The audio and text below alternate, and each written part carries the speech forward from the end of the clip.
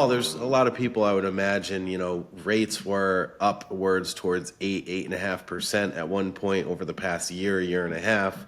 Rates have come down a bit, and we expect them to continue to come down. I would imagine this is why you wanted to talk about this. Your phone's probably ringing with some more opportunities for refis, right?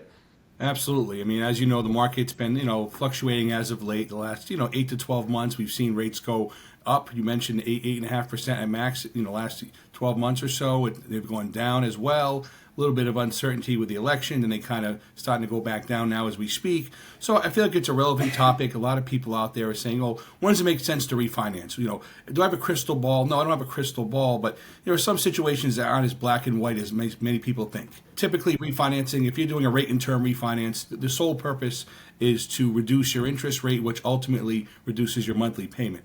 Now, that's the most cut and dry approach. Now, right now, is that the best situation to do a rate and term? Well, if your rates are really high in the low eights, high sevens, it may make sense to consider that even today, because rates are probably somewhere in the mid sixes as a whole.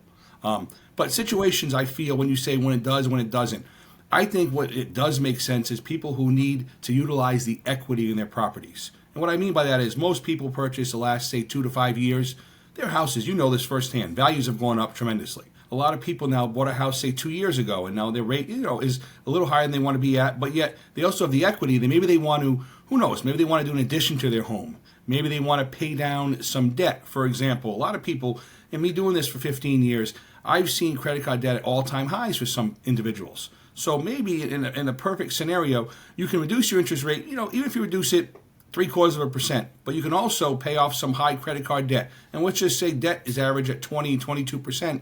Now, even though the monthly payment, you're saying, well, the monthly payment's staying the same on my mortgage, not going down much. But if you're paying off, 10, 20, 30, 40,000 worth of debt, what's your minimum monthly payment on those credit cards? I bet it's a lot more than the difference in payment by refinancing your home over 30 years at, say, a 6% rate versus a credit card at 20, 25%. So there are a lot of people out there you're finding with massive credit card debt that could get out of it by using this tool? Absolutely. I would say, 1 out of 3 people I speak with and I run numbers for are in credit card debt. And again, things have happened. The economy has been a little, unique the last 24 months. And some people, prices with inflation, prices of groceries, even just in general, buying clothes and, just going out and putting gas in your car. Things are more expensive than they used to be. And so I think a lot of people can utilize this, and maybe, it could be a short-term fix or a long-term. I mean, most people, if they can take even 20,000, what was 20,000 do for you? I bet most people listening to this call today, 20,000 could change their life drastically, paying off some debt and putting them in a better situation overall. So how does that work? Say you're going in to do a refinance. Do you have to point specific bills out, and then the bank when you refi, the bank pays? That's like a cash out refi. The bank pays those creditors.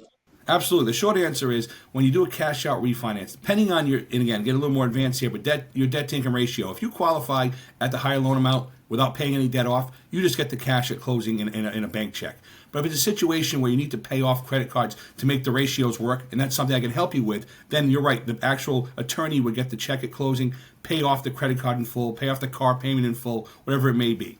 And now, based on the situation, we can look at what you need to do. But yes, ultimately, depending on it, we can give the cash or pay it off at closing itself. I did see something recently that we're still above where they want to be as far as inflation-wise.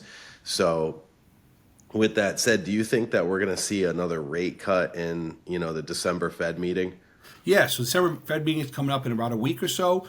They do anticipate, I would say, a small cut. And what I mean by that is maybe an eighth, maybe a quarter would be great before the holidays are over. But I think realistically, you're going to see rates, a significant drop, I would say, by end of first quarter 2025. If I were to pinpoint a time, I would say probably toward the end of March. I think that's when, prior to the spring market, that's what most, analysts are saying, that rates could go down as soon as then.